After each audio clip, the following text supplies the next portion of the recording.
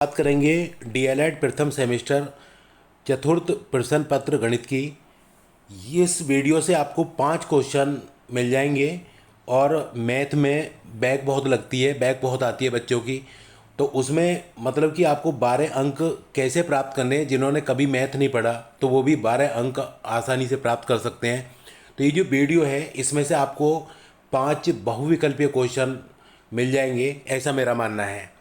आपके लिए यही एक प्रयास किया गया है। तो देखिए, जो पहला क्वेश्चन है वो है 3/4 के योज्य प्रतिलोम। देखो, सवाल को पढ़ते जाओ। तो जो 3/4 है इसका योज्य प्रतिलोम होता है -3/4। इसका मतलब है ये। अब इसका गुणात्मक प्रतिलोम, जब बात गुणात्मक प्रतिलोम की आती है तो जो हर है ऊपर पहुंच जाएगा और जो अंश है वो नीचे पहुंच जाएगा। तो ये हो जाएगा आपका कितना, -4/3। देखो, योज्य प्रतिलोम का मतलब तो ये हुआ चिन्ह चेंज हो गया, और गुणात्मक का मतलब हुआ उससे आगे क्या कराए, उसका भी गुणात्मक प्रतिलोम, यानी कि हर अंश में और अंश जो है हर में पहुंच गया। तो आपका जो ऑप्शन होगा वो ये होगा, -4/3 होगा। उसके बाद देखो, दूसरा क्वेश्चन है आपका। ये कह रहे हैं आपसे, किसी संख्या के 60% में, सवाल पढ़ते जाओ, कोई संख्या है x मान लो, किसी संख्या के 60% में, संख्या का 60% में 32 जोड़ने पर जो संख्या प्राप्त होती है, यानी कि वही संख्या प्राप्त होती है। थोड़ा सा घुमा दिया इन्होंने, यानी कि किसी संख्या के, संख्या कौन सी है, x के 60% में 32 जोड़ने पर वही संख्या प्राप्त होती है। ठीक है, तो ये क्या होगा आपका, जब हम परसेंटेज समाप्त करेंगे तो x नीचे आ जाएगा आपका 100 आ गया। 100 क्यों आ गया, परसेंटेज समाप्त हो गई, +32 बराबर x। तो ये क्या हो गया, एक जीरो से एक जीरो कट गया। आप देख रहे हैं, क्योंकि ऊपर 60 है नीचे 100 है। तो अब क्या हो गया आपका, ये जो 10 है ये आपका एलसीएम आ जाएगा। 10 क्या आ जाएगा, आपका एलसीएम आ जाएगा। देखो इस तरह से, तो ये क्या आ गया आपका, 6x + ये क्या होगा आपका, देखो ये हो जाएगा 320, यानी कि 32 में किसकी गुणा हो जाएगी, 10 की गुणा हो जाएगी, और बराबर x। तो आप खुद देखिएगा, क्योंकि मैंने 10 एलसीएम ले लिया था, अब 10 की गुणा यहाँ हो जाएगी। तो ये हो जाएगा आपका 6x + 320 बराबर, इस 10 की गुणा यहाँ हो जाएगी, तो ये आ जाएगा आपका 10x। अब ये क्या होगा, देखो ये 10x है, ये 6x है, इन दोनों को एक साथ ले लो, यानी कि 10x में से 6x गए, जब इसको इसको इधर लेके जाओगे तो यहाँ हो जाएगा आपका 4x, और ये बराबर क्या होगा, 320। और जब x बराबर करोगे तो 320/4, यानी कि 80 आ जाएगा आपका। तो जो आपका आंसर होगा वो कितना होगा, 80 होगा। समझ गए ना। तो ये कह रहे हैं कि किसी संख्या के 60% में, संख्या x है उसके 60% में 32 जोड़ने पर वही संख्या प्राप्त होती है। बस प्रतिशत समाप्त हो गया, नीचे 100 आ गया, जीरो कट गया, एलसीएम ले लिया, तो हल करने के बाद में आपका 80 हो जाएगा। तो इसका जो ऑप्शन होगा वो कौन सा होगा, पहले वाला सही होगा, यानी कि 80 आपका ऑप्शन सही होगा। उसके बाद देखिए, सवाल को पढ़ते जाइए और करते जाइए। ये कह रहे हैं कि 455 में पहले 5 और दूसरे 5 के स्थानीय मान के अंतर एवं योगफल का गुणनफल ज्ञात करो। देखो, संख्या है आपकी 455, ठीक है। तो पहले 5, तो इसका जो 5 होगा स्थानीय मान 5, यही आ जाएगा, क्योंकि इकाई का अंक इकाई पे है ये, तो 5 एकम 5। अब दूसरा 5 का स्थानीय मान निकालो, तो दूसरा 5 कैसे निकलेगा, देखो पहले 5 लिख लो, और 5 से पहले कितने अंक हैं, देखो इस 5 से पहले इस साइड में कितने, एक अंक है, तो एक जीरो आ जाएगी। और वैसे क्या होता है, देखो इकाई और दहाई, तो दहाई का मतलब 50 हो गया। तो कहने का मतलब मोटी सी पहचान है, देखो 455 है, जैसे मैंने इसका निकाला था तो ये 5 है, इससे राइट साइड में कोई भी अंक नहीं है, तो इसलिए 5 आ गया। अब ये देखो, ये दूसरे 5 का जब निकालूंगा, पहले 5 लिख लो, और इससे कितने, एक कितने अंक है, इकाई की तरफ एक अंक है, तो कितना, इतनी जीरो लिख दो। तो ये अब क्या करें, इनके अंतर, तो यानी कि 50 में से 5 गया तो 45 आ जाएगा। और योगफल कितना होगा, 55 होगा। तो इनका क्या आ जाएगा, अब आपको गुणनफल निकालना है, तो दोनों की आप गुणा कर लीजिए। पाँच, ये कितना हो जाएगा आपका, 5 पंजे 25, और 5 चौक 20 और 2 22, और ये क्या होगा आपका पाँच पंजे 25, पाँच चौक 20 और 2 22। अब इन दोनों को जोड़ लीजिए। जोड़ने के बाद क्या आ जाएगा, ये आपका देखो 5 का तो 5 आ गया, उसके बाद में 2 5 7 आ गया, और 2 और 2 4 आ गया, 2 आ गया, तो ये आ गया आपका 2475, यानी कि आपका उत्तर ये सही होगा। तो ये कह रहे हैं कि पहले 5 और दूसरे 5 के स्थानीय मान का मतलब सवाल को पढ़ते जाइए और करते जाइए। उसके बाद देखिए चौथा सवाल है आपका, ये कह रहे हैं कि संख्या 0 का रोमन अंक होगा। तो मैं सबसे पहले आपको एक बात बताना चाहूँगा, देखिए प्राकृतिक जो संख्याएं होती हैं उसको मतलब रोमन अंक में ही प्रदर्शित किया जाता है, जो प्राकृतिक संख्याएं होती है, यानी कि कौन कौन सी 1 2 3 4 5 6 7 इस तरह की जो संख्याएं होती हैं उनको ही हम रोमन अंक में प्रदर्शित करते हैं। तो जीरो का रोमन अंक क्या होता है, देखिए जीरो का जो रोमन अंक होता है वो कोई नहीं होता। तो जीरो का रोमन अंक जो है कोई भी नहीं होता। परंतु मैं आपको एक बात बताऊंगा, अगर देखिए जैसे जीरो है, एक वर्ड है नूला, ये एक लैटिन शब्द है जिसका मतलब होता है नन, और जिसको हम मतलब कि एन के द्वारा रिप्रेजेंट करते हैं, प्रदर्शित करते हैं। अगर ऑप्शन में कहीं भी एन होता तो मतलब वैसे ये आजकल होने लगा है तो वो भी आपका उत्तर हो जाता, परंतु यहाँ एन नहीं है, इसलिए इनमें से कोई नहीं। तो वैसे प्राकृतिक संख्याएं जो होती है 1 2 3 4 5 6 ये सब, इन्हीं को हम रोमन अंक में प्रदर्शित करते हैं, बताते हैं। ठीक है, तो मैं समझता हूँ कि आपको समझ में आ गया होगा। उसके बाद देखिए अगला सवाल है आपका, सिंपल सवाल है, देखिए 25 प्लस 3/100 प्लस 4/1000। तो आप इसको क्या करेंगे, देखिए जोड़ना है आपको, तो ये आ जाएगा 25 प्लस, अब जब 100 का भाग 3 में दोगे तो 2 अंक बाद दशमलव आएगा, और जब 1000 का भाग दोगे तो कितने बार आएगा, कितनी जीरो, 3 अंक बाद आएगा, तो यानी कि 0.004। अब इन तीनों को आपको जोड़ना है, तो जोड़ते कैसे हैं देखिएगा, संख्याओं को ऊपर से नीचे लिखिए, 25.000 ऐसे लिखिए। अब ये क्या है आपका 0.03, और ये क्या है आपका 0.004। ठीक है, अब इसको जोड़ लीजिए, तो ये आपका 4 आ गया, ये आपका 3 आ गया, ये आपका 0 आ गया, ये दशमलव आ गया, ये आपका 25 आ गया, तो 25.034। तो जो आपका आंसर होगा वो सी होगा। तो आपको बिल्कुल समझना है अच्छे से, मैंने इसलिए इसको लिखा है कि देखिए बिल्कुल दशमलव के नीचे दशमलव आ जाए, तो आप इस तरह से कर सकते हैं। ठीक है, उसके बाद देखो भैया छठा सवाल है, ये कह रहे हैं कि देखो रोमन अंक में किस संकेत की पुनरावृत्ति नहीं होती है। देखो जैसे ये है एक्स, अगर 20 होगा तो 10 हो जाएगा, बिल्कुल पुनरावृत्ति होगी।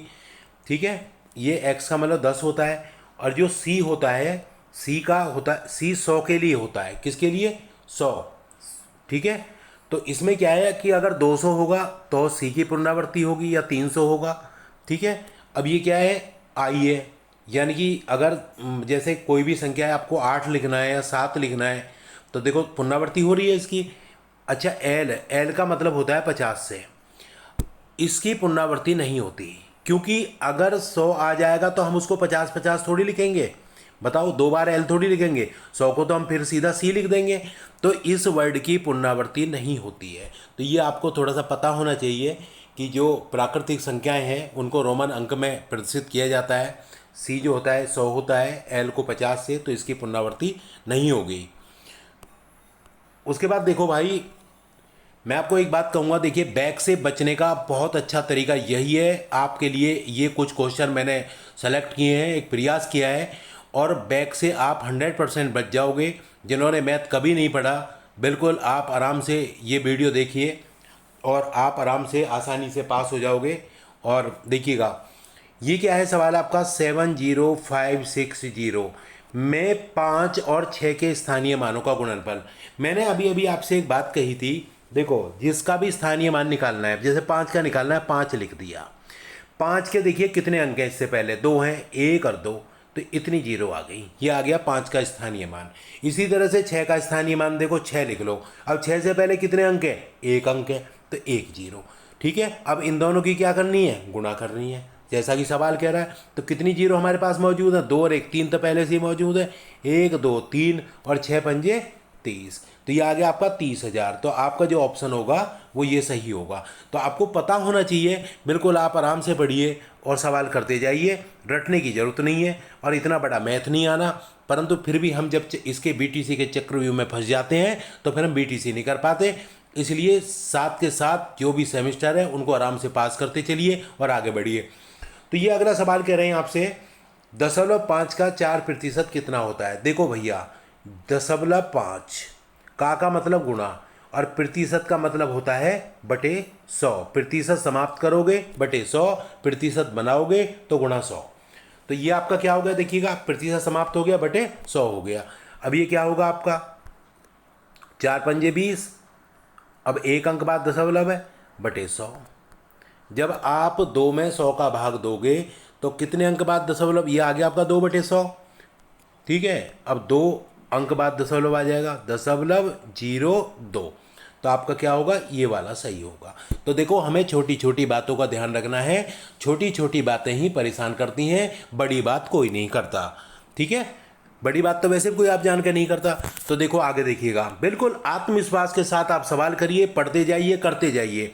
अगला आगे सवाल है आपका कि दो संख्याओं का में से 35 है, ले से ये है, उनमें से एक संख्या 175 है, तो दूसरी संख्या क्या होगी। तो देखो, एक फॉर्मूला होता है, में से गुणा ले से बराबर पहली संख्या और गुणा दूसरी संख्या। ये एक जो है ये फॉर्मूला होता है। तो में से कितना है आपका 35 और ले से कितना है आपका 525 और बराबर एक संख्या कितनी है 175 और ज्ञात क्या करना है, दूसरी संख्या। अब आप खुद देख लीजिए, तो ज्ञात क्या करना है, हमें दूसरी संख्या ज्ञात करनी है। तो अब देखिएगा, जब हम दूसरी संख्या बराबर करेंगे तो ये क्या आ जाएगा आपका 35 गुणा 525 और बटे 175, ये आपका आ जाएगा। अब आप देखिएगा, अब ये जो है कितना 5 से कट रहा है, 5 बार जा रहा है। देखो आप, ये जो है एक कितने बार जा रहा है, ये 35 से जब भाग देंगे 5 बार कट गया, 35 पंजे 175। अब जब 525 में 5 का भाग देंगे, 525 में कितना बच गया, 525 बटे 5, तो 5 एकम 5, ना जाने की 0 और 5 पंजे 25, यानी कि 105 आएगा। इसका कितना आएगा दूसरी संख्या, आपको ये पता होना चाहिए। में से दिया है, ले से दिया है, एक संख्या दी है, दूसरी ज्ञात करनी है। तो में से गुणा ले से बराबर पहली संख्या गुणा दूसरी संख्या। तो दूसरी संख्या हमारी कितनी आ गई, 105 आ गई। तो आपका जो आंसर होगा भैया वो कौन सा होगा, ये वाला होगा। तो मैं समझता हूँ कि आपको अच्छे से समझ में आ गया होगा। ठीक है, तो इसी तरह से मतलब हमें ये सवाल करने हैं। आप देखो आगे, अब जैसे ये सवाल है आपका, तो ये आपसे क्या कह रहे हैं, बस सवाल को समझना है आपको। देखो, आपको एक वैल्यू दी हुई है x-2 बराबर 1, ठीक है, और इसका मान आपको निकालना है। तो यहाँ से आप x का मान निकालो। जब x बराबर करोगे तो 1 + 2, यानी कि x का मान आ गया 3।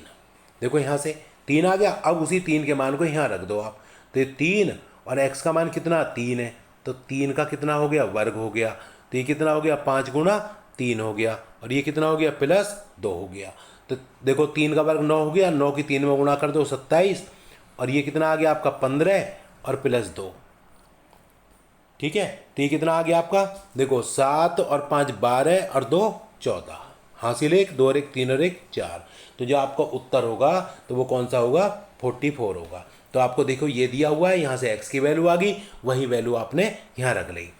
उसके बाद देखो भैया, ये कह रहे हैं आपसे 7 5 3 4 में 5 का स्थानीय मान होगा। बिल्कुल सिंपल बात आपसे पता की है इन्होंने। देखो जिसका मान निकलवा रहे हैं वहाँ वही लिख लो। उससे पहले कितने अंक हैं, 1 और 1 2, तो उतनी 0 आ गई। तो आपका स्थानीय मान क्या होगा, 500 होगा। तो मैं समझता हूँ कि आपको अच्छे से समझ में आ रहा होगा। ठीक है, तो बिल्कुल इसी तरह से आपको पढ़ना है। उसके बाद देखिएगा आगे सवाल देखिए, ये कह रहे हैं कि दो बिंदुओं से होकर जाने वाले जो वृत्तों की संख्या कितनी होगी। देखो कोई भी दो बिंदु हैं, ठीक है, सपोज करो एक बिंदु ये रहा, एक बिंदु ये रहा। तो इससे जो जाने वाले मतलब कितने जो व्रत हैं उनकी संख्या कितनी होगी। जैसे सपोज करो एक व्रत देखो ये बन गया, ठीक है नहीं, तो इसी तरह से एक व्रत ऐसे बन गया, इसी तरह से एक व्रत, मतलब कि असंख्य हो सकते हैं। ऐसे कितने हो सकते हैं? असंख्य हो सकते हैं, समझ गए ना। तो अनंत हो सकते हैं, असंख्य हो सकते हैं, तो समझ में आ गया होगा। उसके बाद देखो ये सवाल देखिए, आप ये कह रहे हैं आपसे कि 3 सही 1/2 और -7 सही। ये सवाल आपका इस तरह से है, 3 सही 1/2 प्लस, सवाल देखिए ये है 3 सही 1/2 प्लस, और ये क्या है आपका ब्रैकेट में -7 सही 4/5। ये सवाल है आपका, ठीक है। तो ये क्या हो गया, 2 3 6, ये जो है मिश्रित भिन्न है, इसको साधारण भिन्न में चेंज कर लीजिए, तो ये 7/2 आ गया आपका। और देखो प्लस और माइनस माइनस हो जाएंगे, 7 पंजे 35, 35 और 4 कितना आ गया, 39/5 आ गया। और भैया आपका 10 एलसीएम आ जाएगा, तो 2 पंजे 10 और 5 बार कट, ये 2 से 5 बार कट गया, और 5 की गुणा ऊपर हो जाएगी 35, और ये कितना हो जाएगा, 5 दूनी 10, 2 बार गया, तो ये कितना आ जाएगा आपका, 2 की गुणा ऊपर हो जाएगी, 2 नाम 18 और 2 तिया 6 1 7, यानी कि 35 - 78, ठीक है। तो यानी कि ये क्या आएगा आपका, 8 में से 5 गया तो ये माइनस का आएगा, 3 आ गया, और 7 में से 3 गया 4 आ गया बटे 10। तो यानी कि इसको हम क्या लिख सकते हैं, 10 चौक 40, 4 सही 3/10 लिख सकते हैं। तो आपका जो ऑप्शन होगा वो ये वाला सही होगा। ये छोटी छोटी बातें हैं, वही जो 6ठी 7वीं 8वीं तक का मैथ होता है, और आपको बिल्कुल उसी तरह से मतलब करना है।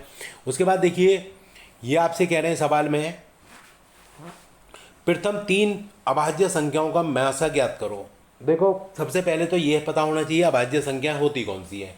तो मैं आपको एक बात बताना चाहूँगा, देखिए अभाज्य संख्या क्या होती है, एक से बड़ी उन सभी प्राकृतिक संख्याओं का समूह जिसमें उस संख्या तथा एक को छोड़कर अन्य किसी भी संख्या से भाग देने पर वो पूर्णतः विभाजित ना हो। ये ध्यान रखना है, मतलब एक से बड़ी हो, एक मतलब किससे कटे, एक से कटे या खुद से कटे। तो ऐसी कौन सी संख्याएं होती हैं, प्रथम 3 क्रमागत, तो वो कौन कौन सी संख्या है, पहली एक से बड़ी 2 हो गई, 2 से ही भाग जाएगा, 3 हो गई, 5 हो गई। तो पहली 3 अभाज्य संख्याएं कौन सी होगी, उनका में से ज्ञात करना है। देखो में से का मतलब होता है कॉमन। अब इन तीनों संख्याओं में कॉमन क्या है, आप 2 को क्या लिख सकते हो, 2 गुणा 1, 3 को क्या लिख सकते हो, 3 गुणा 1, और 5 को क्या लिख सकते हो, 5 गुणा 1, ठीक है, लिख सकते हैं ना, कोई फर्क थोड़ी पड़ेगा। अब इसमें कॉमन क्या आ गया, कॉमन 1 आ गया। तो में से का मतलब कॉमन होता है, यानी कि जो सब में हो। तो आपका जो उत्तर होगा वो डी होगा, क्योंकि सवाल थोड़ी थोड़ी छोटी छोटी बातें वो करते हैं, घुमाते हैं, बाकी कुछ नहीं है, ठीक है। तो मैं समझता हूँ कि आपको समझ में आ गया होगा। उसके बाद देखिए आगे सवाल है भाई आपका, x का x प्रतिशत बराबर 64, यानी कि देखो सवाल करो का के लिए गुणा आ जाएगा, और x प्रतिशत, प्रतिशत जब हम समाप्त करेंगे नीचे 100 आ जाएगा बराबर 64। ध्यान रखिए जब भी प्रतिशत समाप्त होगा नीचे 100 आ जाता है। तो ये क्या हो गया, x की घात 2 बराबर पावर 2 बराबर 64 गुणा 100। अब ये जब इधर से स्क्वायर समाप्त करेंगे इससे रूट आ जाएगा, यानी कि 64 गुणा 100। अब देखो 64 का क्या होता है, रूट 8 होता है इसको, ठीक है। और 10 का वर्ग क्या होता है, 100 का वर्ग क्या होता है, 10 होता है। अब गुणा कर लो, 10 अट्ठे 80, तो कितना आ गया आपका, 80 आ गया। ये वाला ऑप्शन आपका बिल्कुल ठीक है। सवाल करिए, छोटे छोटे सवाल ही हैं जो आपको आपकी मंजिल तक पहुंचाएंगे, बिल्कुल घबराने की ज़रूरत नहीं है। मैं कहता हूं कि आप ये वीडियो पढ़ लीजिए, केवल देख लीजिए, अच्छे से कर लीजिए, तो आपको कहीं ना कहीं बिल्कुल मतलब बेनिफिट होगा। उसके बाद देखिएगा, निम्नलिखित में से 9 का अपवर्त्य बताओ। देखो आपको ध्यान रखना है, अपवर्त्य का मतलब होता है गुणज, ठीक है। अपवर्त्य का मतलब क्या होता है, गुणज। जो प्राकृतिक संख्याएं होती हैं 1 2, यानी कि जिस संख्या का भी आपसे अपवर्त्य पता करें, आप भूल जाओ सारी चीज़ों को, उसका क्या है, उसी का आप मतलब जो एक तरह से टेबल होता है वही पढ़ना शुरू कर दें। जैसे 9 का पता कर लिया तो 9 का टेबल पढ़ना शुरू कर दो आप, तो इसका क्या होगा, अपवर्त्य का मतलब होता है गुणज होता है, ये बात आपको ध्यान रखनी है। और जो अपवर्तक होता है उसका मतलब विभाजक होता है, ठीक है, विभाजक होता है। तो आपको ये ध्यान देना है बिल्कुल। तो मैं समझता हूँ कि अपवर्त्य जब भी पता करें गुणज होता है, तो इसका टेबल पढ़ो, 9 तो कौन सा होगा? 9 का टेबल पढ़ लो, 9 दूनी 18, 9 तीय 27। जैसे 6 का होता है 6 कम 6, 6 दूनी 12, 6, इस तरह से मतलब आपको ध्यान देना है केवल। समझ में आ गया होगा? बिल्कुल सिंपल बात है। इसके अब बढ़ते क्या होंगे? जिसके भी अब बढ़ते पता करे उसी का टेबल पढ़ना शुरू कर दो। उसके बाद देखो भैया, 30 और 40 के बीच अभाज्य संख्याएं हैं। तो देखो अभाज्य संख्याएं मतलब कौन सी होती हैं? मैंने अभी आपको बताया था कि जो एक से बड़ी जो भी संख्याएं होती हैं जो स्वयं से भाग जाए और किसी से ना कटे, किसी से ना भाग जाए। अब देखो जैसे 31 है, 33 में 3 से चला गया, 33 में 3 से चला गया। अब देखो यहाँ भी 3 से चला गया, परंतु एक 31 है और एक क्या है आपका 37 है। तो ये अभाज्य संख्याएं कौन सी होती हैं? जो किसी से ना कटें, किसी से भाग ना जाए स्वयं के अलावा। तो आपका जो उत्तर होगा वो बिल्कुल ये होगा। तो यही बातें आपको ध्यान देनी है। उसके बाद देखो भैया आगे, ये आपसे कह रहे हैं 3 संख्याएं 1, 2, 3 के अनुपात में है यदि उनका महत्तम समापवर्तय। मैंने आपको एक बात बताई थी, जो समापवर्तय होता है वो कॉमन होता है। वो क्या होता है? कॉमन होता है। और वही कॉमन चीज़ आपको 12 दी है, तो इस 12 का क्या हो जाएगा? यहाँ मल्टीप्लाई हो जाएगा तीनों में। देखिएगा महत्तम समापवर्तय का मतलब है कॉमन, और ये कॉमन तीनों में है। तो 12 की जब एक इसमें गुणा जाए, एक 12 और दूसरे में होगी 24, तीसरे में होगी 36, तो ये क्या होगा? ये हो जाएगा। बिल्कुल आपको ध्यान देना है। बिल्कुल जहाँ में से आ गया, किन 4 संख्याओं का पता करें, 5 का कहे ये में से है, उसकी उनमें गुणा कर लो, बस बात खत्म हो गई। उसके बाद देखिएगा, ये कह रहे हैं कि देखो किसी कक्षा में 30 बच्चों में से, देखो 30 बच्चे हैं, में से 80 बच्चे उत्तीर्ण हुए, 80%। 30 में से 80 हो गए उत्तीर्ण प्रतिशत। तो कितने बच्चे उत्तीर्ण हुए? सिंपल सवाल है। 30 में से 80%, जब हम प्रतिशत समाप्त करेंगे तो मैंने अभी आपको बताया था नीचे आ जाएगा 100। 100 क्यों? प्रतिशत समाप्त, तो 2 जीरो से 2 जीरो कट गई और 8 दिया हो गया 24, यानी कि 24 बच्चे उत्तीर्ण हो गए भैया। उसके बाद देखो आगे देखिएगा, बिल्कुल मेहनत इस तरह समझिए बातों को। जब आप इतनी बातें समझ जाओगे तो एक दो बात तो अपने आप भी सॉल्व हो जाती है, फालतू की बात। तो ये कह रहे हैं 18% का भिन्न रूप बताओ। तो देखो 18%, मैंने अभी क्या बता रहा था, प्रतिशत समाप्त होता है तो क्या हो जाता है आपका? बटे 100 हो जाता है, यानी कि प्रतिशत समाप्त होने पर 100 का भाग हो जाता है। तो आप इसको थोड़ा सा और छोटा कर लीजिए, तो ये क्या हो जाएगा? 9, और ये मतलब 2 से काट दिया तो ये कितना आ गया? 9/50 आ गया। तो आपका कौन सा उत्तर होगा? ये वाला उत्तर आपका बिल्कुल सही होगा। बिल्कुल आपके लिए एक छोटा सा प्रयास किया गया है। तो बाकी देखो कुछ कह ही नहीं रहे हम तो ये कह रहे हैं आप एक बार करके देखो। आपका पेपर है 9 तारीख में, 8 तारीख से परीक्षा है, तो कहीं ना कहीं आपको लाभकारी ये सिद्ध होगा। आपके लिए एक छोटा सा प्रयास है। तो ये कह रहे हैं कि किसी संख्या में 6 का स्थानीय मान सबसे अधिक है।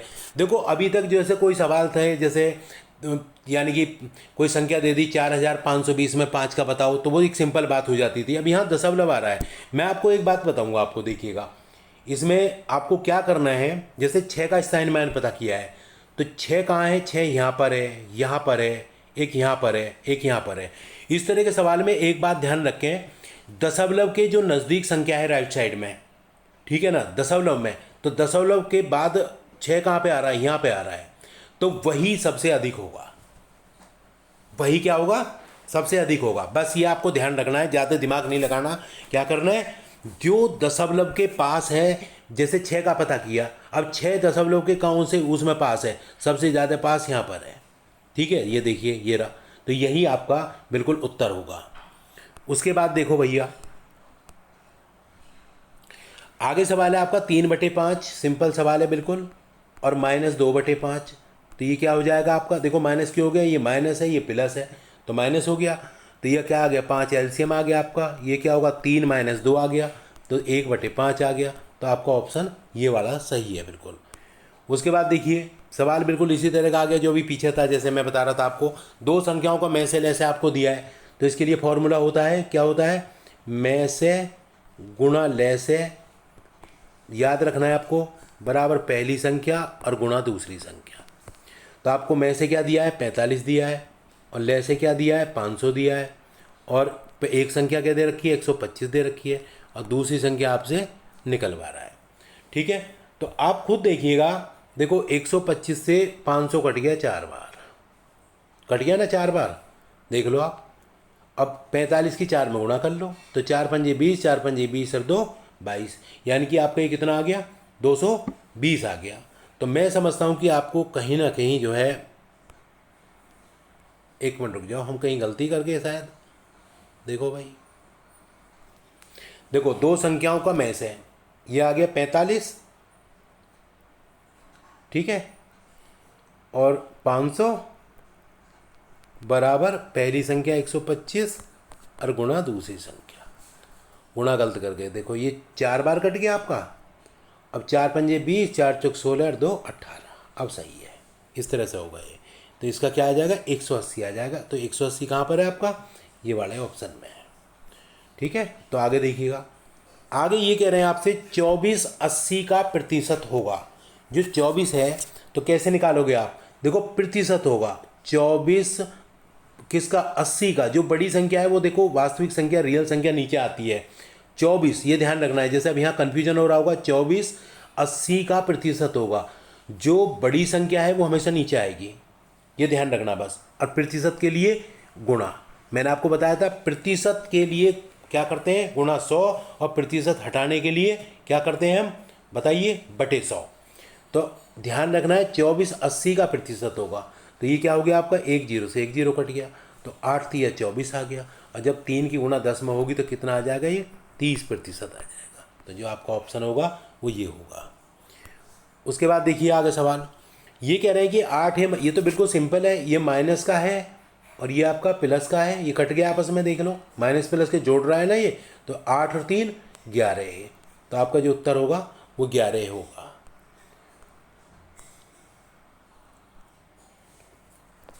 उसके बाद देखिए ये कह रहे हैं 3/2 का गुणात्मक प्रतिलोम होगा। देखो 3/2 का गुणात्मक प्रतिलोम मैंने आपको बताया था, देखिएगा योज्य प्रतिलोम में तो चिन्ह बदलता है, और गुणात्मक में क्या होता है, अंश। जैसे 3/2 है, 3/2 का क्या होगा, हर ऊपर पहुंच जाएगा, अंश नीचे आ जाएगा। तो इसका उत्तर ये होगा आपका।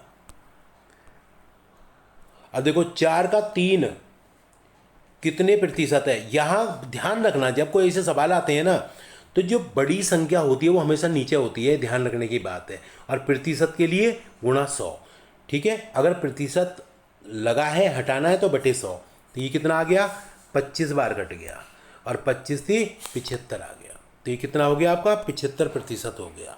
तो बिल्कुल आराम से कर सकते हैं आप। उसके बाद देखिए, ये आपसे कह रहे हैं कि a-b-2a को सरल करने पर क्या प्राप्त होगा। तो देखिएगा जब ब्रैकेट के बाहर माइनस होता है तो अंदर के चिन्ह बदल जाते हैं, तो बदल गए, ये माइनस हो गया, प्लस हो गया, माइनस माइनस प्लस हो गया, तो 2 और 1 3a और -b। तो आपका जो ऑप्शन होगा वो ये वाला सही होगा। तो मैं समझता हूँ कि आपको बहुत अच्छे से मतलब समझ में आ गया होगा, ठीक है। अब आगे देखिएगा, ये सवाल भी देखो रिपीट हुआ है, वहाँ 6 का पता कर रहे थे, यहाँ 5 का। तो अभी वही बात है, 5 का स्थानीय मान पता कर रहे हैं। 5 कहाँ है दशमलव के पास, देखो ये रहा। तो आपका जो है बिल्कुल मतलब दशमलव के दाईं ओर की संख्या का स्थानीय मान उतना ही अधिक होता है जितना वो दशमलव के पास होगा। तो दशमलव के पास कहाँ पर है, यहाँ पर है, देखिएगा बिल्कुल आपका यही उत्तर होगा। तो यही छोटी छोटी बातें हमें ध्यान देनी है बस। तो यहाँ से आपको 5 क्वेश्चन जरूर मिल जाएंगे, मेरा ही मानना है, और 5 ही आपको बहुविकल्पी आते हैं, और ये पेपर 25 अंक का होता है। तो ये बहुविकल्पी आप कर लेना, तो मैं समझता हूँ कि 5 के 5 बिल्कुल ठीक हो जाएंगे। तो ये कह रहे हैं कि 3 का स्थानीय मान, मैंने क्या बताया था आपको, 8 3 6 5, किसका, 3 का स्थानीय मान। तो जिसका निकाल रहे हैं 3 3 लिख लो। इससे देखिए कितने अंक है, इससे पहले 1 और 1 2, तो इतनी 0 आ गई। तो आपका उत्तर जो होगा वो ये हो जाएगा। उसके बाद देखो ये क्या कह रहे हैं आपसे, कौन सा जोड़ा एक दूसरे का व्युत्क्रम है। तो देखो व्युत्क्रम का मतलब होता है विपरीत। तो ये तो इसका मतलब क्या हुआ, ये 1/3 है, और ये क्या होगा 3 एकम 3, ये तो समान है। इसी तरह से ये भी देखो व्युत्क्रम क्या है, ये है 5/6, और इसका व्युत्क्रम क्या होगा 6/5 होगा। तो इसका उत्तर आपका ये वाला हो जाएगा।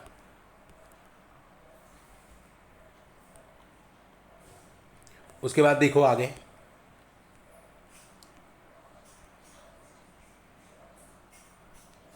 देखो ये कह रहे हैं कि 2.4 में गुणा करनी है कितने की, आप पहले 24 में 5 की गुणा कर लो, सीधी सीधी बात ये है। देखो 4 पंजे 5 चौक 20, 5 दूनी 10 और 2 12, यानी कि आपका आ गया 120। आपको 2 अंकों के बाद दशमलव लगाना है, क्योंकि देखो यहाँ एक अंक ये रहा, एक अंक ये रहा, तो 2 अंकों के बाद आपको दशमलव, तो दशमलव लग जाएगा यहाँ। तो ये आ गया आपको उत्तर 1.20। उसके बाद देखो ये सवाल देखिए आप, 5x प्लस 7x, इसको बिल्कुल ब्रैकेट को आपको खोलना है। तो ये क्या हो गया, 5x और 7x 12x और -3। तो आपका ऑप्शन कौन सा होगा, बिल्कुल जो सही होगा ये होगा। भाई आगे देखो 34। देखो 34 में क्या है, ये कह रहे हैं निम्नलिखित में से वृत्त कोण है। आपको ध्यान देना है, देखो वृत्त कोण क्या होता है, कोई भी एक ऐसा कोण जो 180 डिग्री से तो बड़ा हो और 360 अंश से छोटा हो, उसे वृत्त कोण कहते हैं।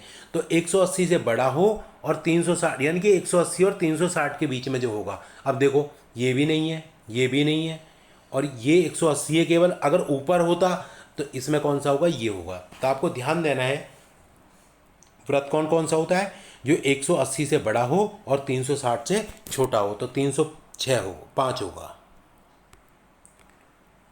उसके बाद देखो ये सवाल आया था पहले, जैसे 80 और 90 के बीच अभाज्य संख्याएं बताइए। तो देखो अभाज्य संख्याएं कौन सी होंगी, खुद देख लीजिए। जो मतलब देखो 81 9 से कट रहा है, ठीक है, तो 87 भी जो है ये भी कट रहा है 3 से, और ये भी कट, ये जो होंगी 83 और 89, ये एक स्वयं से अभाज्य संख्याएं वो होती हैं, एक से बड़ी वो प्राकृतिक संख्याएं जो स्वयं से कटें, एक से या स्वयं से। तो स्वयं से कौन सी, 80, तो यही आपकी अभाज्य संख्या होंगी। उसके बाद देखिए 90 डिग्री के कोण को, ये कोण है, 90 डिग्री के कोण को कहते हैं। जो 90 डिग्री का जो कोण होता है, मतलब उसको क्या कहते हैं, ठीक है। तो इसका जो उत्तर होगा वो क्या होगा, समकोण होगा। क्योंकि देखिए न्यून कोण की बात बताऊं मैं, जो न्यून कोण होता है वो क्या होता है, ये मतलब कि 0 से 90 के बीच, 0 से 90 डिग्री, 0 से बड़ा हो 90 से छोटा हो। समकोण कौन सा होता है, जो 90 का हो। और अधिक कोण कौन हो, अधिक कोण कौन सा होता है, जो 90 से 180 के बीच में होता है, ठीक है। और जो सरल कोण होता है वो क्या होता है, वो पूरा 100 मतलब कि मतलब पूरा का पूरा जो होता है वो जैसे एक रेखा पर, सरल रेखा पर जो बनता है, ठीक है। तो ये आपको ध्यान देना है। तो 90 को क्या कहते हैं, समकोण कहते हैं। और अधिक कोण क्या होता है, जो 90 और 180 के बीच होता है। न्यून कोण क्या होता है, जो 0 से 90 के बीच होता है। और सरल कोण क्या होता है, जो एक सरल रेखा पर बनता है, ठीक है। तो आपको ध्यान देना है ये। उसके बाद देखो ये क्या कह रहे हैं आपसे, ये कह रहे हैं कि वृत्त के किन्हीं दो बिंदुओं को मिलने वाले नहीं, मिलाने वाले रेखाखंड को क्या कहते हैं, ठीक है। देखो मैं आपको बताऊं पहले परिधि क्या होती है। देखिए ये जो मतलब क्या है, देखो ये एक रेखा है घूम रही है, ये परिधि है। जो वृत्त के चारों ओर जो रेखा होती है, देखो ये वृत्त के चारों ओर ये रेखा घूम रही थी, अभी दिखाया मैंने आपको, इसको ही हम परिधि कहते हैं। ये आपको पता होना चाहिए परिधि क्या होती है। यानी कि वृत्त के चारों ओर, ये वृत्त है, इसके चारों ओर जो रेखा है ये परिधि है।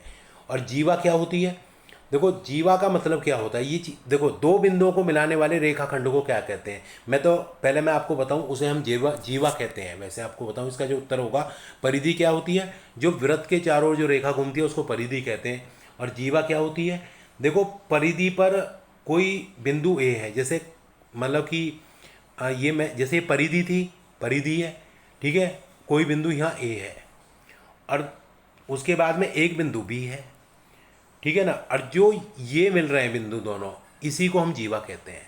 तो दो बिंदुओं को मिलाने, ए और बी को मिलाने वाली को क्या कहते हैं, जीवा कहते हैं। ये आपको ध्यान देना है।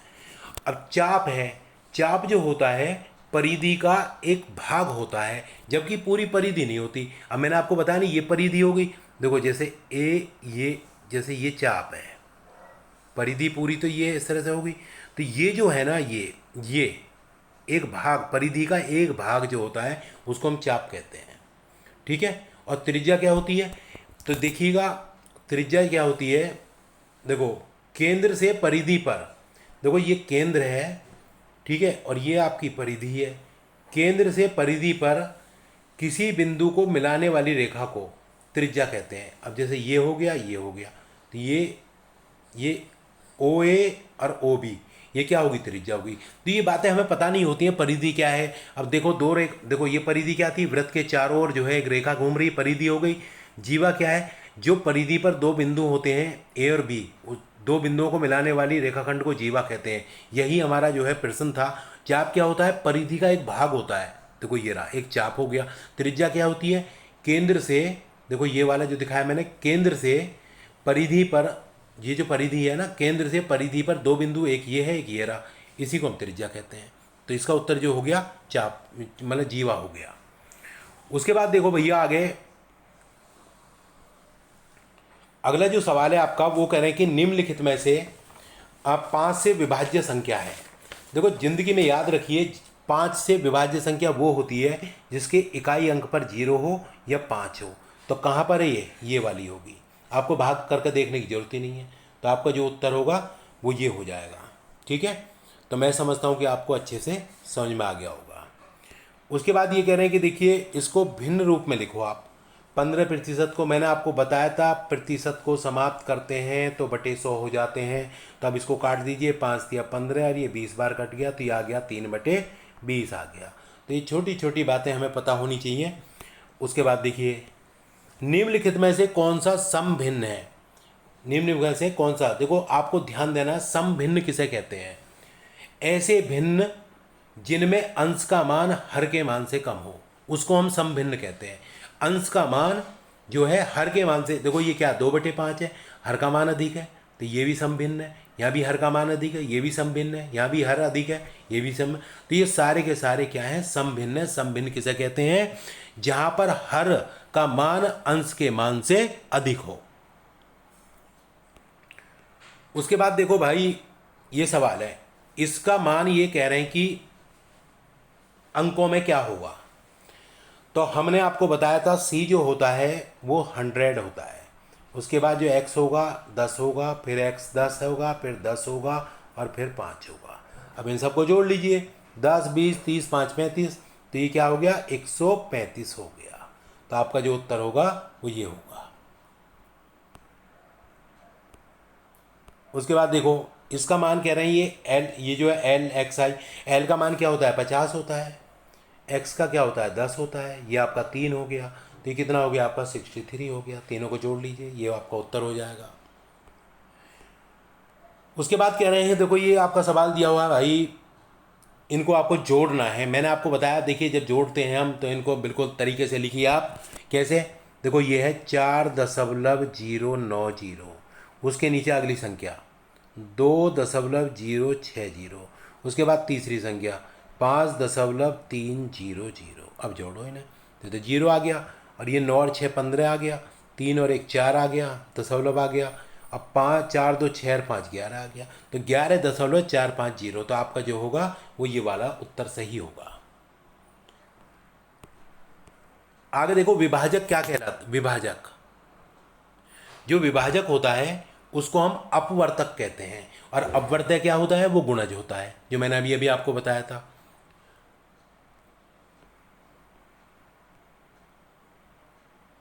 आगे सवाल देखिए, ये कह रहे हैं आपसे एक कक्षा में 50 छात्रों में से 40 छात्र उत्तीर्ण हुए, और तो उत्तीर्ण छात्रों का प्रतिशत ज्ञात करो। तो 50 में से कितने छात्र उत्तीर्ण हुए, तो 40 हुए। ठीक है, तो इसका हमें क्या ज्ञात करना है। देखो मैंने आपको एक बात कही थी, जो संख्या अधिक होगी वो नीचे आएगी, और प्रतिशत के लिए क्या हो जाएगा 100 हो जाएगा। ठीक है, तो कितने उत्तीर्ण हुए, वास्तविक संख्या हमेशा नीचे होती है, तो वास्तविक क्या है 50, कितने उत्तीर्ण हुए 40 हुए, तो गुणा 100%। देखो 0 से 0 कट गया, इससे आपका 20 बार कट गया, तो 20 चौक 80% छात्र उत्तीर्ण हुए। तो ये छोटी छोटी बातें आपको ध्यान देनी है। जो उत्तीर्ण हुए ऊपर कितने में से हुए, नीचे और गुणा 100, कुछ करने की जरूरत ही नहीं है आपको। उसके बाद देखो ये कह रहे हैं आपसे 180 डिग्री से 360 डिग्री के बीच के कोण को हम क्या कहते हैं। तो मैंने अभी आपको बताया था वृत्त कोण कहते हैं। ये क्वेश्चन रिपीट हो गया साथ, वृत्त कोण कहते हैं। उसके बाद देखो आगे सवाल है आपका 1/3 प्लस 1 का मान क्या होगा। 3 आपका एलसीएम आ गया, तो 3 एकम 3 यानी कि 4/3 होगा। तो आपका उत्तर ये हो जाएगा। उसके बाद देखो भाई ये कह रहे हैं आपसे 1.25 को का भिन्न में मान क्या होगा। तो देखिए कितने अंक के बाद दशमलव है, आप खुद देख लीजिए। ठीक है, तो कितने अंक के बाद है ये, देखो 125 और बटे कितना आ जाएगा आपका 100 आ जाएगा, क्योंकि 2 अंक के बाद दशमलव है। अब 25 पंजे 125 और 25 चौका 100, यानी कि 5/4। जब भिन्न रूप में करेंगे तो 2 अंक के बाद दशमलव, तो इतनी जीरो बढ़ गई, तो आपका 5/4 आ गया। अब ये कह रहे हैं आपसे देखो भाई 25 और 4 का लैसे ज्ञात करो। ठीक है, तो 25 और 4 का लैसे कैसे ज्ञात करोगे, देखो 25 और 40, तो ये 5 से काट लो, तो ये क्या होगा 5 पंजे 25 और 5 अट्ठे 40, फिर 5 से कट जाएगा, ये 1 आ गया 8 आ गया। अब वैसे तो ये कितनी बार का 8 से काट लो, चलो सीधे सीधे 1 1 आ गया। अब इनकी गुणा कर लो, 5 गुणा 5 गुणा 8, तो 25 अट्ठे 200 आ गया। तो आपका उत्तर क्या होगा 200 हो जाएगा। ठीक है, तो उसके बाद देखिए ये आखिरी सवाल है आपका 0.05 का मान प्रतिशत में क्या होगा। तो इसका मान जो है प्रतिशत में क्या होगा, तो प्रतिशत के निकालने के लिए 100 की गुणा करनी पड़ती है, मैंने आपको बताया था। और प्रतिशत समाप्त करने के लिए 100 का भाग, तो इसकी जब हम गुणा करेंगे तो कितना आ जाएगा आपका, देखिएगा ये आपका हो जाएगा पूरा 500। और कितने अंक बाद दशमलव है, 2 अंक के बाद, तो यहाँ तो ये कितना आ जाएगा 5% आ जाएगा। ठीक है, तो मैं समझता हूँ कि आपको अच्छे से भाई समझ में आ गया होगा। तो ये एक आपके लिए छोटा सा प्रयास था, आप ये 50 क्वेश्चन करके देखो, आप बैक से 100% बच जाओगे। आपको मतलब कि बिल्कुल आराम से, जिन्होंने कभी मैथ नहीं पढ़ा है, तो 5 क्वेश्चन यहाँ से हो गए, और बाकी वीडियो आपकी 1 नंबर की अति लघु की भी तैयार करता हूँ, जो आपके लिए कहीं ना कहीं लाभदायक सिद्ध होगी। अगर आपको वीडियो अच्छा लगा हो तो लाइक करें, सब्सक्राइब करें, दोस्तों को शेयर करें, और एक कमेंट जरूर दें, ताकि मोटिवेट होकर मैं भी कुछ आपके लिए मतलब अच्छा सा कर सकूँ। धन्यवाद।